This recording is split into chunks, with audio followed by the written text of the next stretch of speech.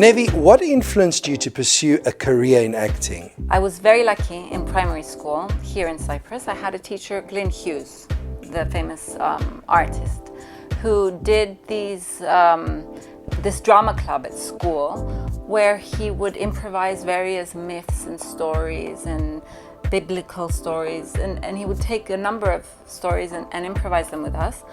And there was a moment in front of the audience where I was like, oh, this is where I'm meant to be. This is what I'm meant to do. I was 7. So it's not something I could articulate at the time.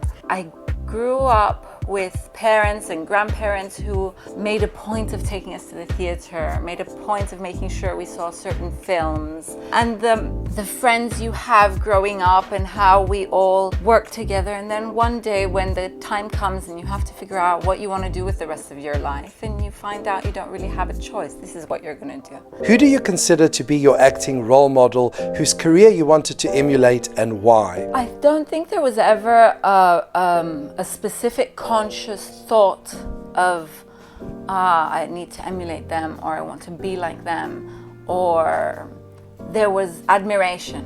I think that it's not so much the emulating.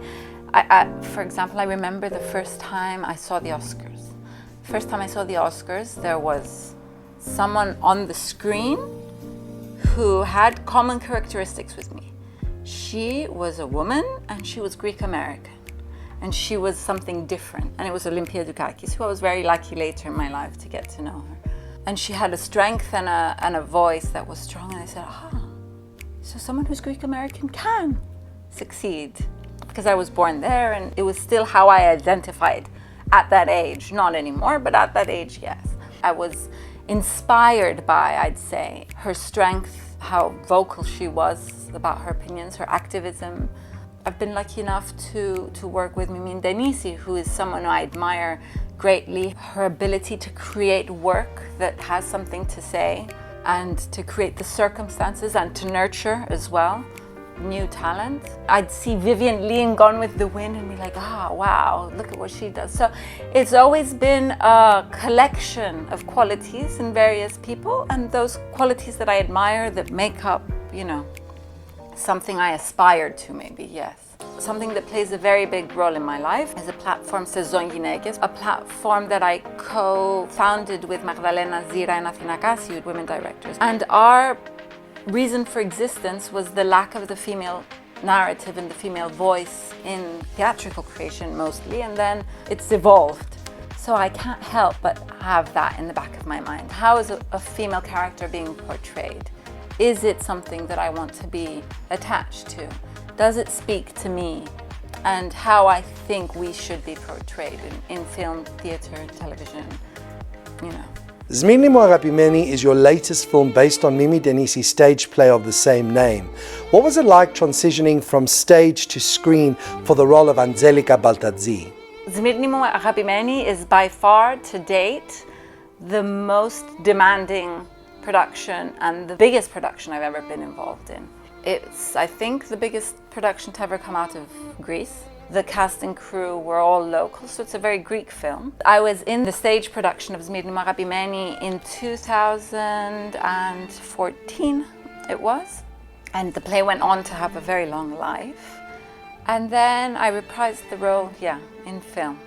I'm lucky to have someone like Mimi in my life who's a mentor as well and exposed me to such great actors and actresses that I was able to learn from. Being in this film, being in the play, being in 74 at the time with you, which deals with the women of the invasion in Cyprus, there was a day when we were shooting the scene where we're packing up to leave the house, and some tweet came up on my phone before we had started shooting. It was a really hard day to be shooting, and it happened to be World Refugee Day. It was in June,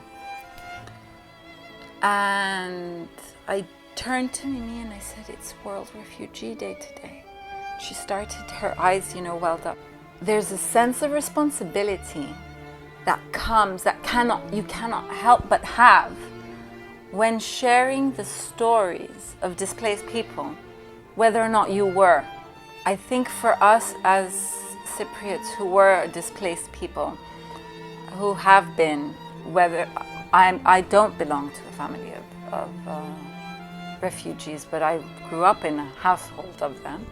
The parallels are never ending, and the repetition of history is never ending, whether it was 74, whether it was Myrni, whether it was before, whether it was, you know, the Syrian refugee crisis, whether it was, it's a constant. It seems to be a constant. Whether you go back to ancient times and look at the displaced people of, you know, ancient wars.